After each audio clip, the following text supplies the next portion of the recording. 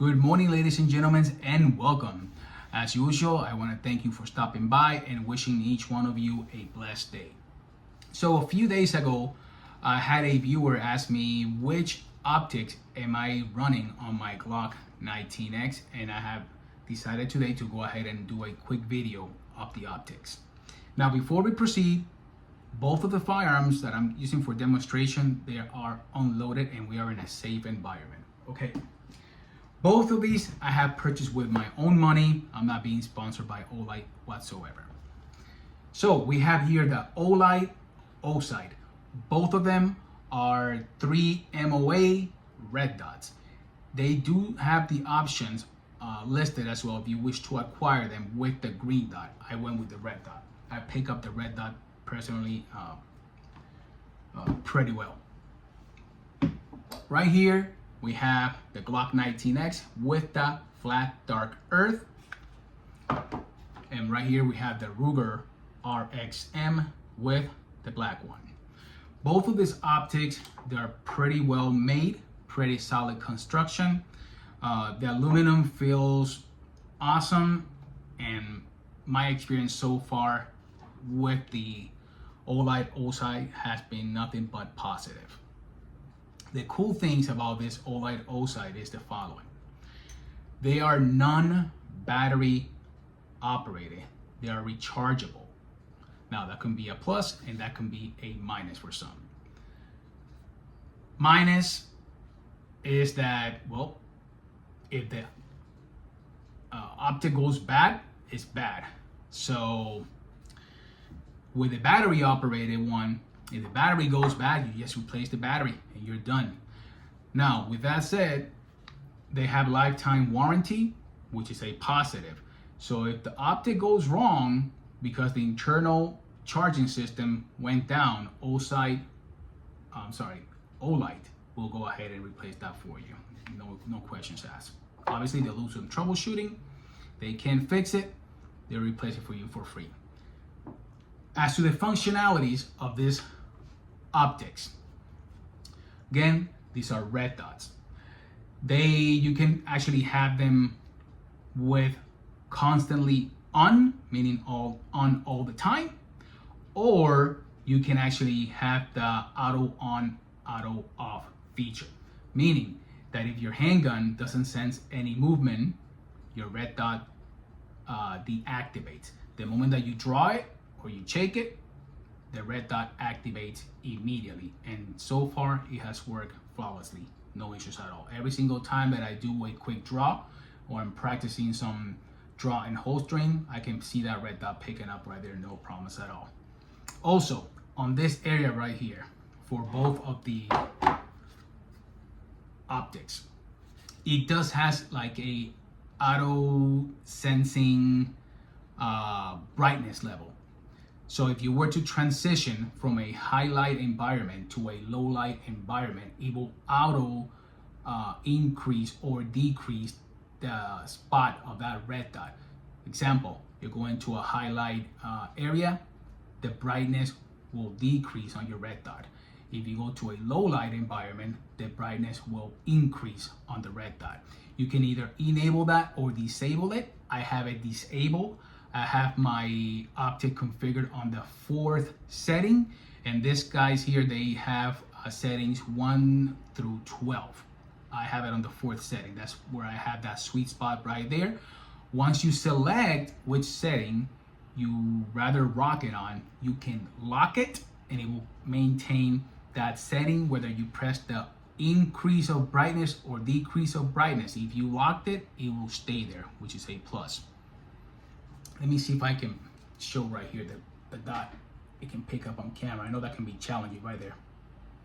On the 4th setting, to me it's pretty crisp and I picked it up pretty well. I do enjoy this window. This window is a compact window, so it's not too small, it is not too big. For me personally, I picked it up pretty well. The construction on the glass feels pretty well solid and laminated as well, as you can pick up right there. I do enjoy it.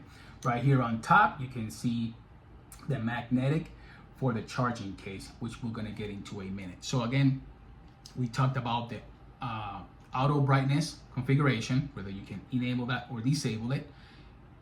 You can select your brightness level and lock it. You can also have it constantly on, or you can have it with auto on, auto off. How do this bad boy charges? Let me pick up the box here. In the box, besides your optic, you will get this box. This box, you connect it right here with a USB-C charging. While you're charging this box, you can mount the box into the optic.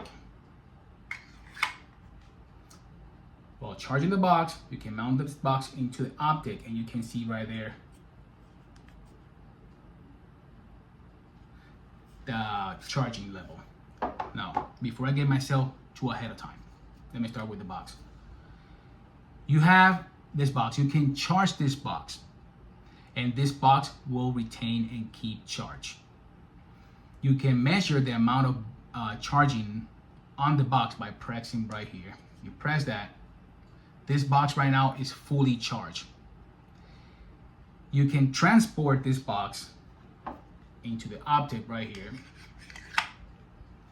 And since the box has charged, the box will also charge your optic, which is pretty cool. So let me recap. You can charge the optic while charging this with a USB-C, both things charging at the same time, the box and the optic. Or you can just charge this box by itself.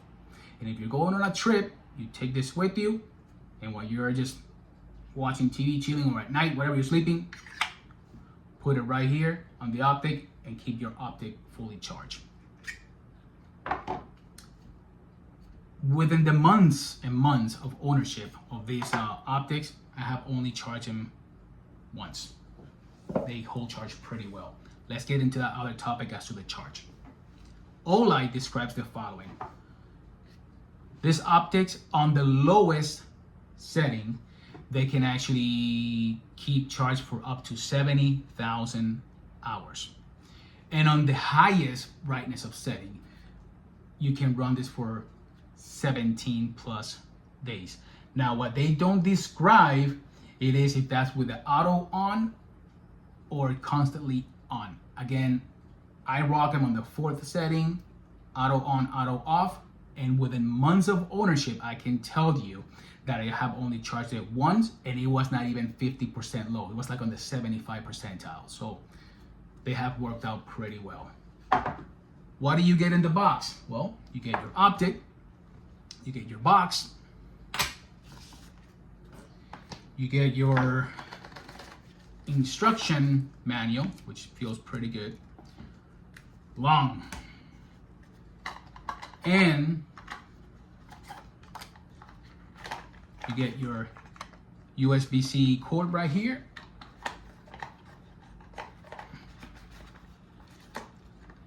You get, which is pretty cool, another box right here with a set of screws. And I think that's a plus, obviously. The screws come pretty well labeled. These little cases, pretty cool. And you also get a cleaning cloth and a pretty little cool little bag right here. So if you're, again, going on a trip,